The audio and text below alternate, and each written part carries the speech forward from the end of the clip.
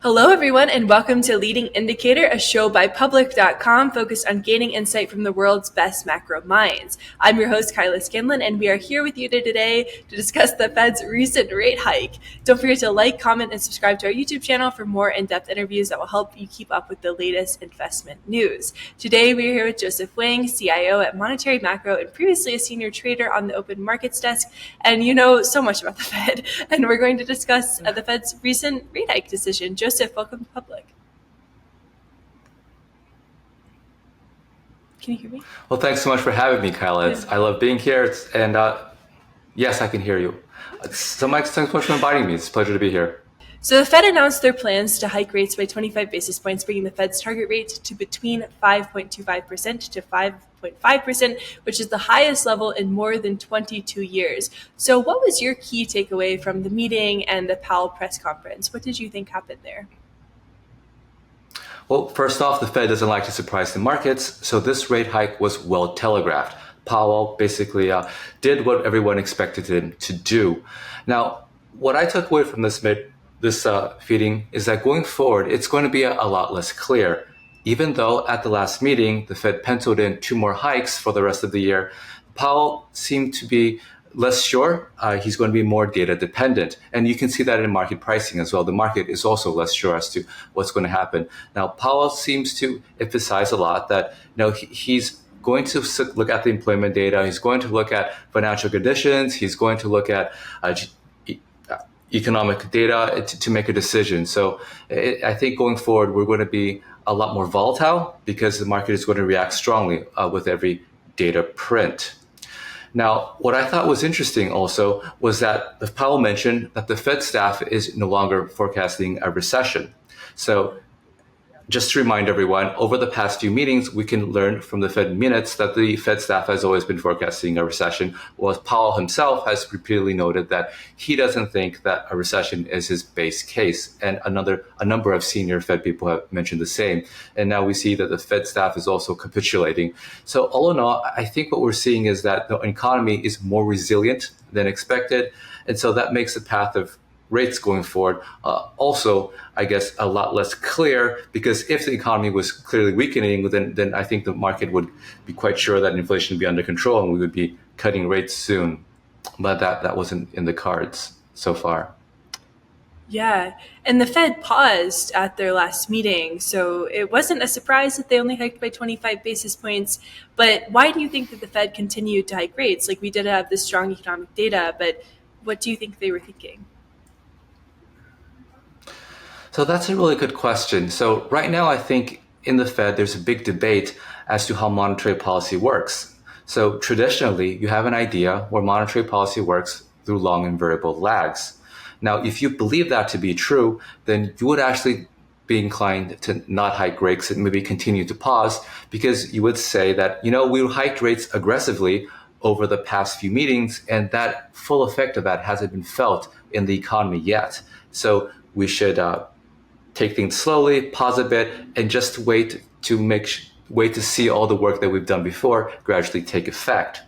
Now, I think that's part of the reason that they paused last time, and part of the reason why there are people, even on the Fed FOMC today, who probably thought about pausing.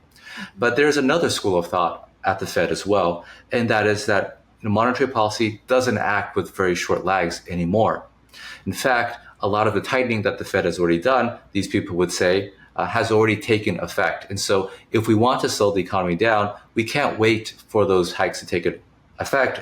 That's already happened. We got to keep hiking. And so because you have these 2 schools of thought in the Fed, so sometimes, you can get a compromise where we pause, but other times, you would still hike, because you have these group of people in the Fed who I believe include Chair Powell, think that monetary policy doesn't act with as much lag as before.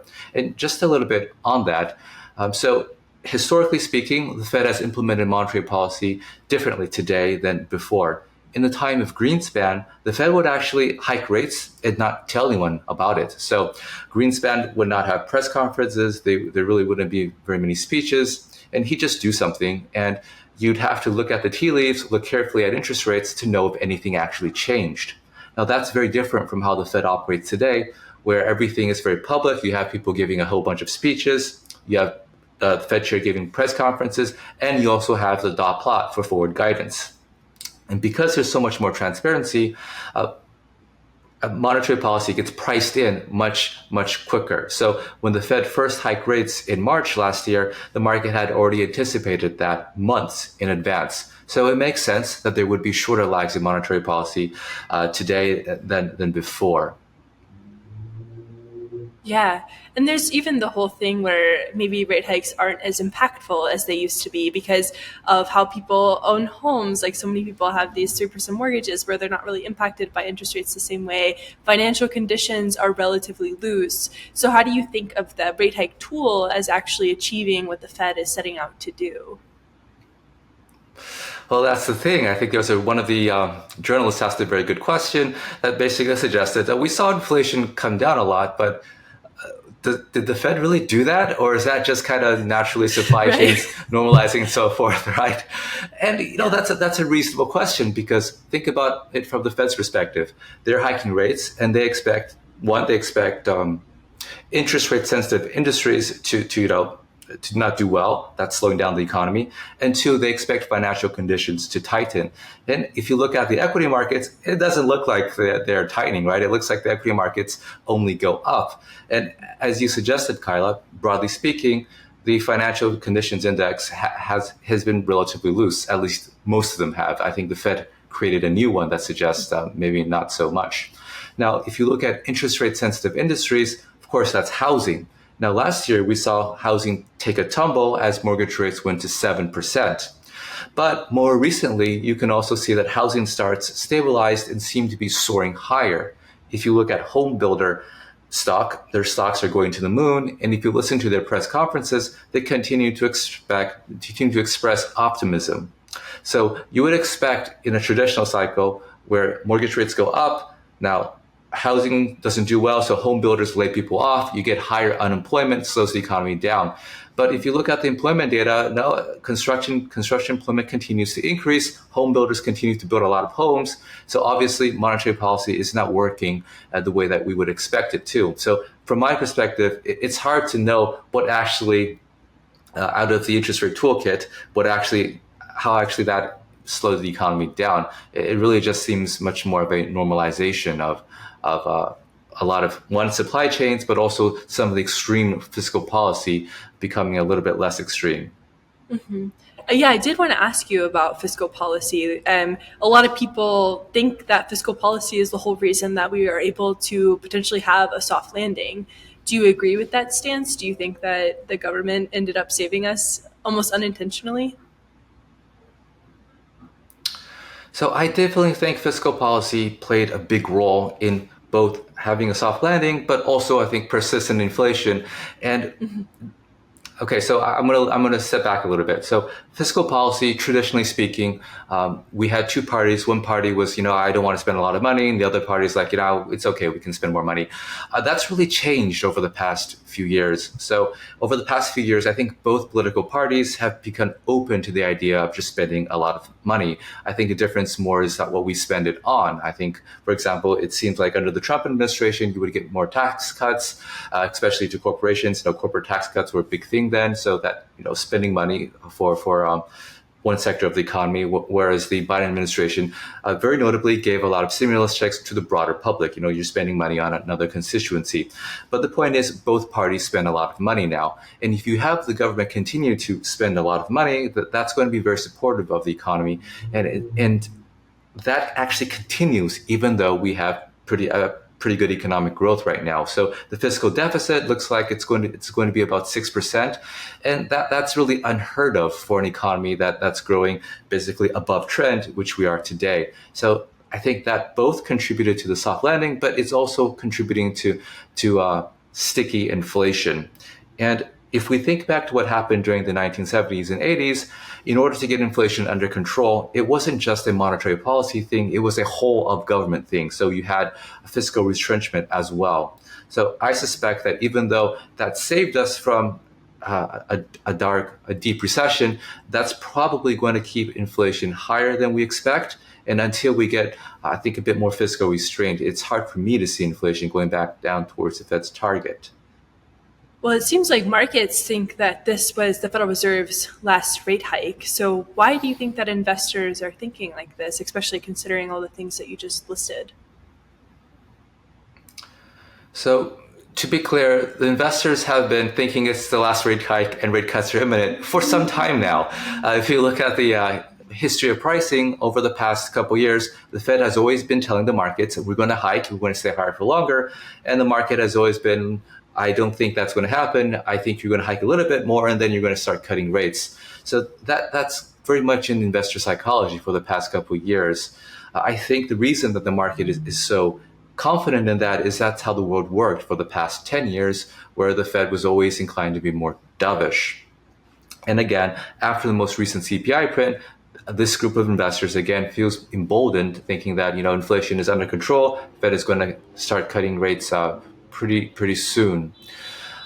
And they could be right. But again, as I noted earlier, we have these big changes in the world that are happening such that the next 10 years may not look like the past 10 years. One of them, of course, is fiscal spending, which we just discussed. But the other, I think, is also very noteworthy is demographics. And that is to say that our workforce population really isn't growing in the same way that it used to. So for basically all of the history of the United States, the population growth is very steady and Americans had big families. So again, you got a lot of immigration, you got a lot of native-born Americans, and so you have a workforce that continually increases. But since the 1980s, there's been a cultural shift. People have smaller families, and finally, we're seeing that manifest in the workforce. Since 2016, basically, our working age population hasn't really grown. So if we want to continue to have economic growth, we're going to need more people. But if the labor supply is not growing in the same way that it used to, that suggests a structural shortage, and we're seeing that play out right now, where we have help wanted signs everywhere, and wage growth continues to be strong. And so I think that's going to continue, be structural, and if wages continue to increase because of the structural labor shortage, it's hard for me to see inflation coming back down to the Fed's target. Mm-hmm. And Jerome Powell mentioned that in the meeting today, that he was like, we need to see more labor market softness. Like, it's good that real wages have increased, but they need to chill out a little bit. And I feel like that creates a lot of dissent within the workforce, right? So how do you think that the Federal Reserve is going to balance that part of it? Yeah. That's a political decision. As you know, the Fed has two mandates, right? Full employment and price stability, but it doesn't really have any congressional guidance as to how to balance those two mandates. So if we want to make a trade-off between inflation and unemployment, just what is that trade-off? That's something that's a political decision, and I suspect that's something that the Fed is going to struggle with a lot in the future. Right now, I think it's really easy because we have unemployment close to record lows. But going forward, let's say inflation goes down to 3.5%. Are we willing to have some more unemployment to get back down to 2%? Is that the judgment that the Fed wants? And then that's a political decision, and I think that's going to depend heavily on who's on the FOMC at that time. So the trend seems to be that the FOMC is increasingly more pro-labor, and so I think it could be a scenario in the future where we actually, rather than try to get that extra bit of inflation down, we might be willing to accept a higher inflation target. Now, there's absolutely no indication of this, but there are whispers that that's something worth thinking about. There's also some people who think that maybe we don't have to have labor. We don't have to have unemployment go up at all to get inflation under control. But that's not the chair's thinking. Chair Powell, at his last press conference, fondly referred to a recent paper by former Chair Bernanke that suggests that in order to get inflation down, you really need to have a softer labor market, which, as you noted, Kyla, he emphasized again. So he's still in that framework, and so I think he's going to shoot for it. But when we get closer to 2% inflation, maybe to 3.5%, I think it's going to be a really, really hard discussion in the FOMC, and we might see more dissents. Yeah, and he's still very laser focused on 2%, it seems, as well. And I think, so we have PCE inflation data coming out at the end of this week. And so do you think that the Fed's 25 hike will be enough to combat inflation, or do you see them saying, okay, we got to probably raise rates again here? It's going to depend on what PCE is. It's going to depend on non-farm payroll. It's going to depend on next PCE, next CPI. We're going to get a lot of data between today and the next Fed meeting in September. So I think it's really too early. But I think what this data dependence means is it's just going to be really volatile. I think the moment we have a relatively soft inflation print, we're going to see tremendous easing in financial conditions as everyone basically falls over themselves to try to price in rate cuts. And we saw it last time at the CPI, and if we get another soft data print like that, we'll see it again. In the same way, if the data comes in hotter than expected, I think we'll also see the market quickly reprice in one more rate hike this year, and that's been volatile as well. Yeah, it seems like everybody is pretty much ready for rate hikes to be over. But shifting to bank news, which of course banks were pretty impacted by rate hikes earlier this year, there's been a lot of important information coming from banks, such as earnings in the recent PacWest deal to merge with the Bank of California. So bank earnings are one of, as you know, like one of the key insights into the economy. So is there any news from any of the banks that have caught your eye over the past 2 weeks? So I've been looking carefully at bank earnings calls, and I think the message is pretty consistent. One is that banks are not making very many loans, and you can see that in the aggregate data as well. Loan growth has basically slowed to a standstill. And to be clear, that's exactly what monetary policy is trying to do. When the Fed hikes rates, it wants to slow loan growth, and it does it in two ways. When rates are higher, banks are less willing to lend because there's more credit risk. Now, the banks see that rates are going up, the economy is slowing, and they don't want to make loans to anyone who won't be able to repay them. Now, from the borrower side, it also decreases their loan demand because rates are higher. They want to borrow at higher rates, and we see that play out right now.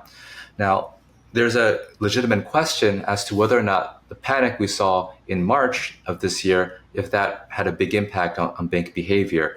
Now, the data doesn't, so Chair Powell himself says it's really hard to tease that out. We have other Fed governors like Governor Waller, who says that he really can't see much of an impact from what happened in March. So if you look at the data, bank lending has been slowing since the end of last year, which is totally normal in that rate hiking cycle. So it doesn't seem like there was any particular extra stress from what happened in March. So that's one thing.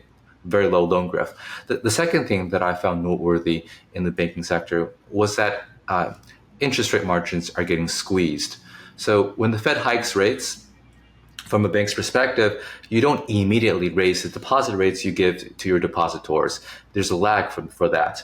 And so oftentimes a bank will have increased interest rate earnings from its assets as rate hikes proceed, and only gradually do they increase their interest expense. And so there's a window there where they have wider net interest margins. That window seems to be closing very quickly, and banks widely report having to compete more for deposits. So I think that's going to impact bank profitability a bit going forward, but I don't think it has anything really stressful. It seems like they're able to handle that pretty well. Yeah, and Jerome Powell expressed, I think, similar sentiment in the meeting. He was asked a question about bank stability, and he seemed to be pretty okay with it. So are you sort of aligned with that too? Like there's really no worries of future instability around the banks? I know that's kind of a big question to ask, but do you see any concerns? So no, I don't. I think the banking system is fine. And I think the Fed has a lot of tools to help make sure that the banking system has enough liquidity. Again, we have this new bank lending facility the Fed created. We have the discount window. We have federal home loan banks. And I think the banks, they react to what they see in the market. They saw that, you have to be careful about interest rate risk. And so what I heard from many earnings calls is that banks doing more hedging and doing more with their deposit base to try to make sure that they are stable. So there's this reflexivity to it where banks, after seeing what happened in March to Silicon Valley Bank, they're like, no, I don't want this to happen to me. And so they're making a lot of effort to make sure that credit quality and liquidity are okay. And I think from what I see, yes, I think everything seems fine. and this will be the last question, but as we go into Jackson Hole, where the Fed has another meeting, or Jerome Powell's speech, what are some of the indicators that you'll be looking forward to see, how the Fed is thinking about stuff? So what I really like about the Powell Fed is that he's just so open. So he's telling you that he's going to be really data dependent. He's going to look at a wide range of data, and we kind of already know what that is, right? It's employment, it's GDP, it's CPI, it's things like that, and of course broader financial conditions. So I want to be looking at all of that. I don't think there's too much room for an extra surprise at Jackson Hole at the moment. It seems like everything seems to be really well laid out. One extra thing that I'll note that I thought was interesting is that Powell also noted that he was open to continuing quantitative tightening even as he hikes rates. So you can expect that to continue next year, even if the Fed were to cut rates, which is possible if inflation continues to be very benign. Yeah, I thought that was an interesting comment too, that you could do two opposite things at once, but I guess they sort of impact different parts of the economy, so it makes sense. So this is Leading Indicator, a source of insight from the world's best macro minds. Thanks for joining. Joseph, where can people find you? Well, first of all, thanks so much for inviting me. And if you're interested in hearing more about me and my work, check me out at fedguide.com.